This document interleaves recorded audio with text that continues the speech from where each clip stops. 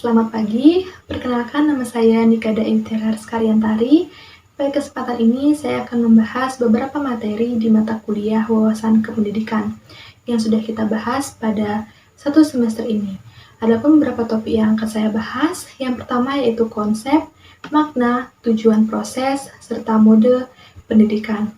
Pendidikan merupakan usaha sadar dan terencana untuk mewujudkan suasana belajar dan proses pembelajaran agar peserta didik secara aktif dapat mengembangkan potensi dirinya untuk memiliki kekuatan spiritual, keagamaan, kepribadian, kecerdasan, pengendalian diri, akhlak mulia, serta keterampilan yang diperlukan dirinya, masyarakat, bangsa, dan negara.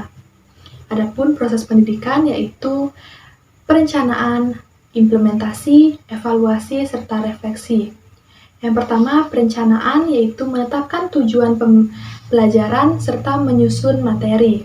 Yang kedua, implementasi yaitu aktivitas siswa, penerapan metode yang sudah dipilih. Yang ketiga yaitu evaluasi, penilaian formatif, sumatif, dan pengumpulan data. Menurut pengalaman saya pribadi, saya dulu dites dengan tes kecil sebelum saya pulang sekolah agar mengetahui apakah saya sudah paham dengan materi tersebut atau belum. Lanjut yang keempat yaitu refleksi, yaitu perbaikan untuk kedepannya. Lanjut yaitu tujuan pendidikan. Yang pertama membangun kepribadian yang memiliki nilai-nilai moral seperti kejujuran, tanggung jawab, dan integritas. Yang kedua ada pengembangan potensi positif, yaitu potensi siswa yang bermanfaat bagi diri sendiri dan lingkungan. Yang ketiga yaitu meningkatkan kedisiplinan, yaitu memberikan aturan yang membuat siswa menjadi taat akan tanggung jawab. Pengalaman saya sewaktu saya sekolah banyak sekali tata tertib yang harus saya jalani selama saya masih menjadi peserta didik. Lanjut yaitu model pendidikan ada dua, yaitu yang pertama integritas dalam mata pelajaran, dan yang kedua pembiasaan positif. Lanjut pada topik kedua yaitu hakikat pengetahuan.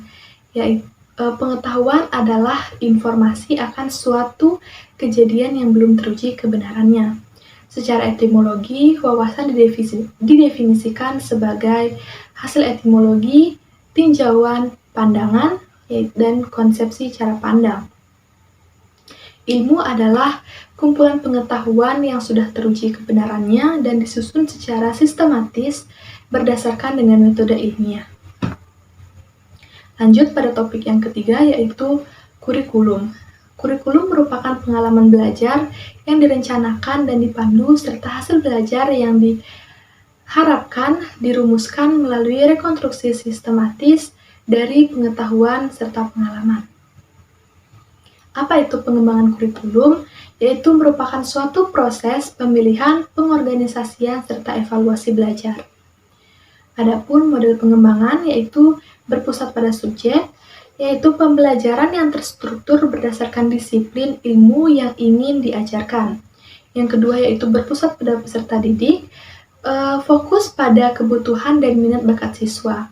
Seperti pengalaman saya, pada saat sekolah dulu saya dan teman-teman saya sempat merasa jenuh karena dengan penjelasan materi yang itu-itu saja dilakukan, dan kami sempat meminta kepada guru apakah bisa pembelajaran kita itu melalui pembelajaran video edukatif atau kelompok yang akan membuat pelajaran itu menjadi seru dan menarik.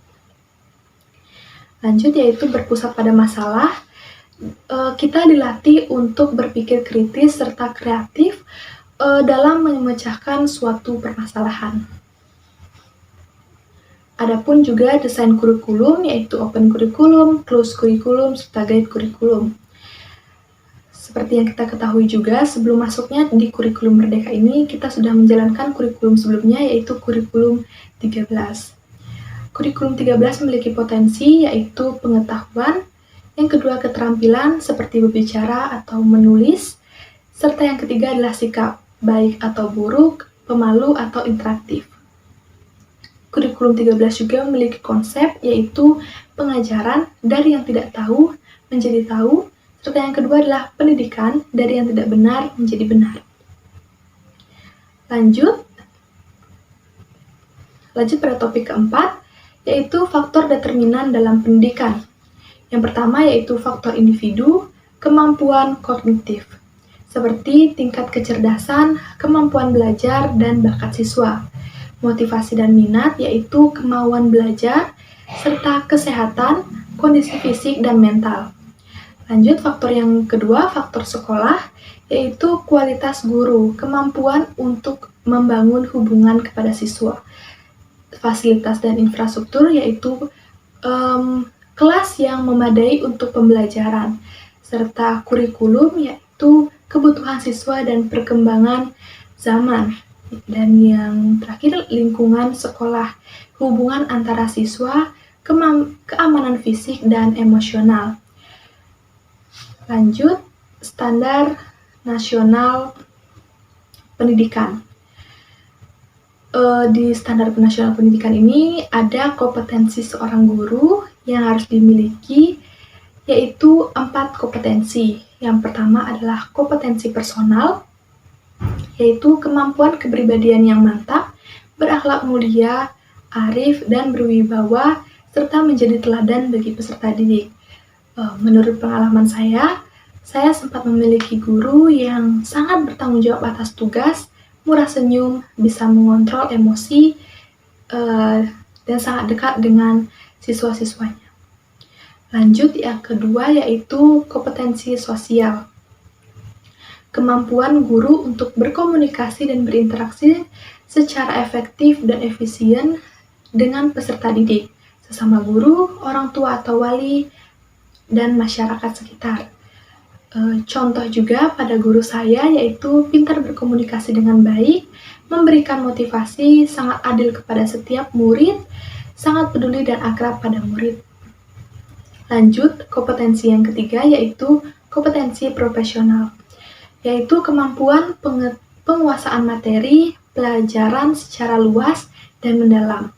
Contohnya memberi sesuai pengalaman saya melihat di guru saya itu memberi penjelasan yang sangat mudah dimengerti, memberi materi yang berisi sumbernya, serta menyusun pembelajaran dengan menarik.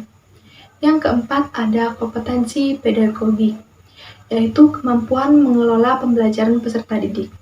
Contoh juga, selalu menanyakan apakah ingin berdiskusi kelompok atau penjelasan materi saja, serta memberikan tugas yang tidak membebani siswanya. Lanjut, ada teori kecerdasan majemuk.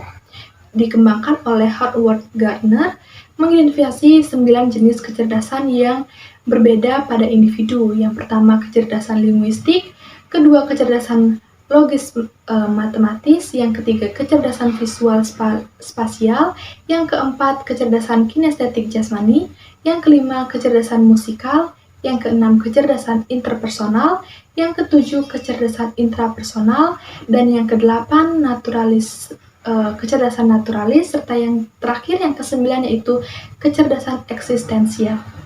Baik, sekian pembahasan materi yang dapat saya sampaikan pada materi mata kuliah wawasan kependidikan yang sudah kita bahas. Saya tutup dengan terima kasih dan selamat pagi.